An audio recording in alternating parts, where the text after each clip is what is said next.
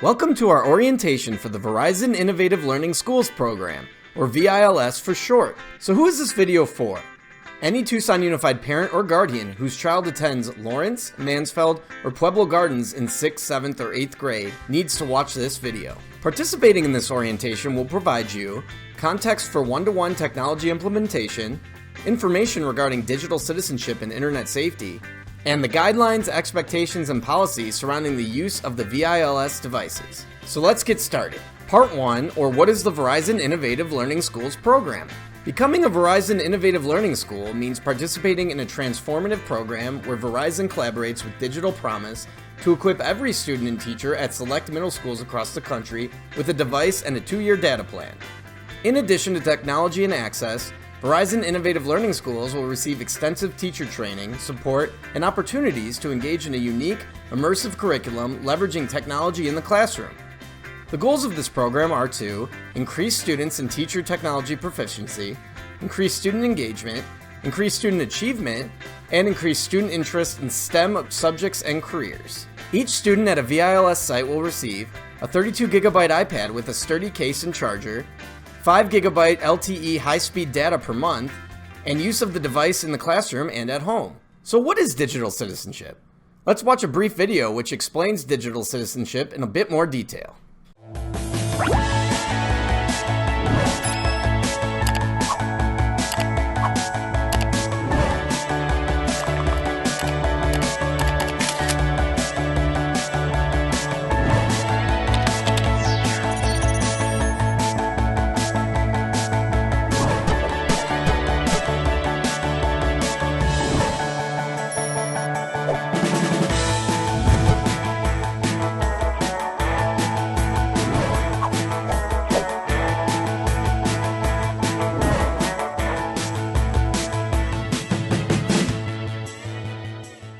Your child will be participating in age-appropriate digital citizenship courses at their school. As a parent or guardian, you should focus on the following 3 areas with your child. First, privacy and internet safety. Second, cyberbullying. And finally, screen time. You can scan the QR codes on the screen here for resources on topic-specific websites. Students need to understand that their actions, even those done online behind multiple computer screens, can and do have enormous consequences. There can be professional and legal consequences for bad online behavior. If you say hurtful things on social media that future potential employers, or friends for that matter, can see, it could have long-term effects on what people think about you and may impact the opportunities you have. Possible consequences for behaving disrespectfully include causing others to feel hurt, impacting future professional opportunities, legal consequences, and it could also impact your child's future opportunities. Remember, your kids are watching. Lead by example. It's important to remember that once something is posted online, it can't be undone. Deleting the item does not mean it's gone permanently. Consider the possibility of shares, screenshots, and so on. Look for your child to demonstrate respectful behavior online. Now let's take a quick look at another video about oversharing.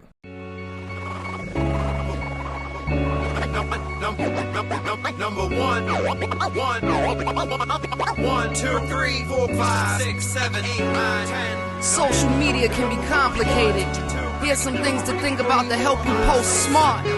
Flow cab, let's go. I might show you where I'm going, but I think before I'm posting, all my pictures have been chosen, not just posting whatever. I might show you where I'm going, but I think before I'm posting, all my pictures have been chosen, not just posting whatever. So many sites to post pics and post comments and make your friends say holy smokes like Robin. Your posts live forever, that's a long time, so don't overshare when you go online. Yeah, your digital footprint will stick with you, so stop and think before you post that picture or message. Flow cab, let's go. The top 10 things to think about before you post. Number 1, ask yourself, would you say it in real life? If the answer's no, don't post it online. And if you wouldn't want it said about you, don't post it about someone else. That's the golden rule. Number 2, are your posts vain and narcissistic about your perfect life, all designed to elicit jealousy and envy in the people who read it? If so, don't post that brag, delete it. Number 3, that's TMI, folks. I have a rash. Well, I didn't want to know. Number 4, are you posting every detail of your life? Who in their right mind is gonna find that nice? Woke up, hashtag bagel, hashtag shower, and 20 more posts in the next half hour. Think about the reader when you're sharing. Edit your post and your friends who keep caring. Number 5, a bit like 4, here's what else. Keep your relationship details to yourself. You don't need to post every hug and sunset. That might make your single friends feel upset. A moment still has meaning if you don't post it. Know this. Now let me get back and focus. Number 6, the cryptic cliffhanger, man. Like, Dude, no one understands. it's a little desperate, begging for attention. Just be upfront off the bat with what you mentioned. Number 7, are your posts all complaining? You really need pity just because it's raining. Number 8, curate your photos like a museum. Don't post pics you wouldn't want your grandma seeing. Goes double for anything risky or risque that could affect your future in a big way. And that's doubly true if it's a photo of a friend and not just you. Number 9, Check your privacy settings. I mean it, want creeps of future employers to read it? You really want your Insta-face tweets like concrete? I mean all over the streets. Number 10, Post smart, okay, and spread love. That's the Brooklyn I way. might show you where I'm going, but I think before I'm posting, all my pictures have been chosen, not just posting whatever. I might show you where I'm going, but I think before I'm posting, all my pictures have been chosen, not just posting whatever. So think twice, y'all, before you post. Be smart, be safe, and be out. You and your child have responsibilities toward yourselves, friends and family, and in your community.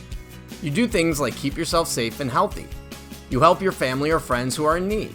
You follow laws to keep your community running smoothly. Online responsibilities are very similar. Encouraging your child to follow some online rules will keep them and their digital community safe. So now that we've learned a little bit about digital citizenship, we ask the question, what is online safety? Online safety is defined as the knowledge of maximizing the user's personal safety against security risks to private information and property associated with using the internet and the self-protection from computer crime in general. Let's talk about some things to keep an eye out for. Seeing things you don't want to or shouldn't see is a risk associated with internet use. TUSD has security filters in place to protect your child against inappropriate content. Inappropriate content includes adult activities, violence, hateful words, and risky or illegal behaviors such as dangerous stunts or drinking games. Help us remind your child that it may seem cool to look up these types of things, but it is not appropriate or permitted on a school-issued device.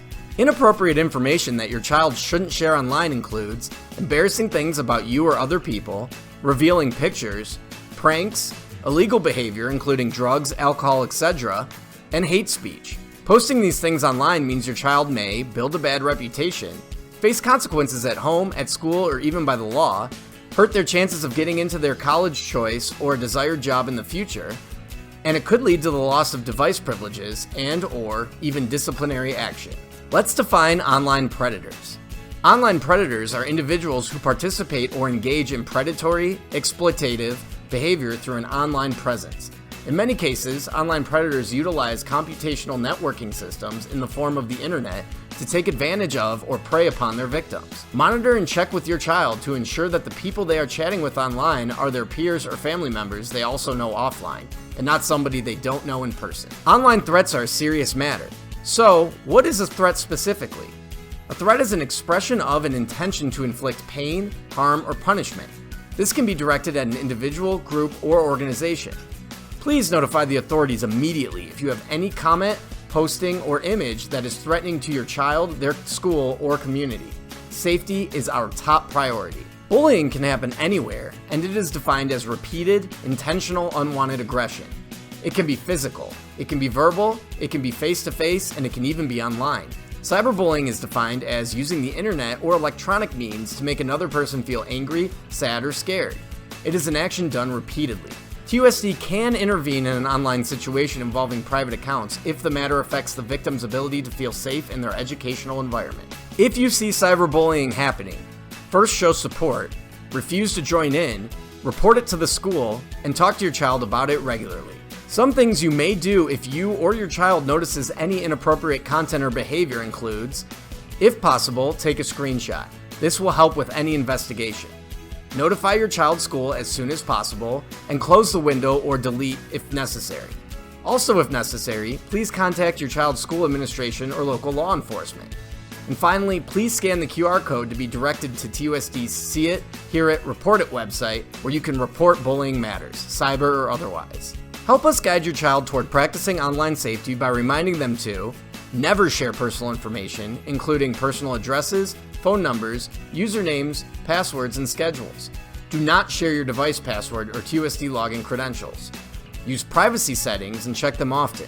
This means setting pages to private and limiting who can see posts and pictures of your student. Choose appropriate screen names. Nobody wants to give the wrong impression, so choosing a name that's not embarrassing or offensive is a good idea. Only accept people you know in real life. That goes for friends of friends too. If you don't know someone, don't add them as your friend. And finally, don't make any threatening jokes. These might be taken out of context and could cause serious trouble for your student. For more information on supporting digital citizenship at home, please scan the QR code to the Common Sense Media website seen here.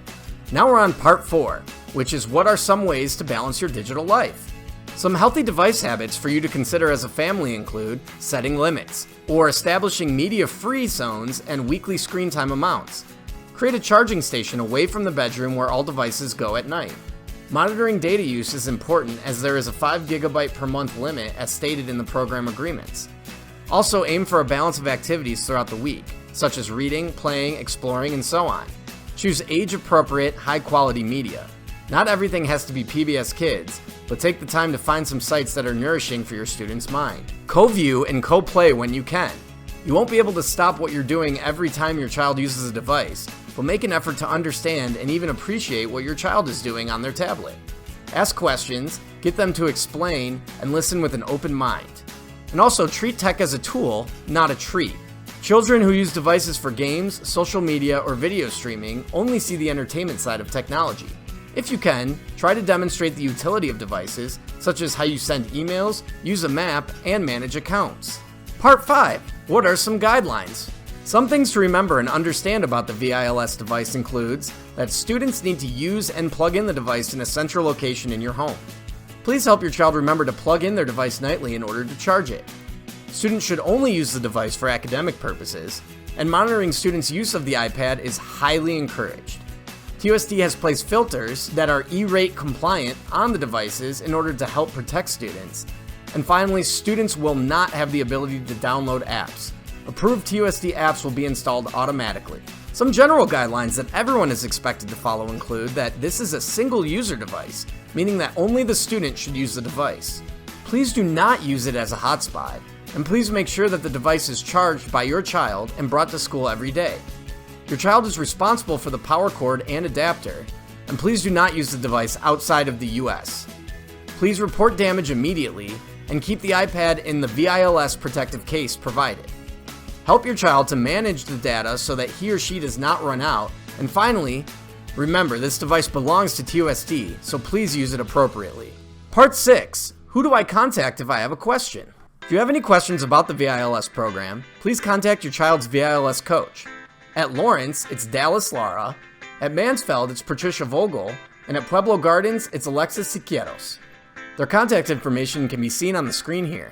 An important reminder, if you notice any changes in your child's demeanor or behavior and have concerns based on the use of the device and/or online materials on the device, please contact your school's counselor and/or administrator immediately.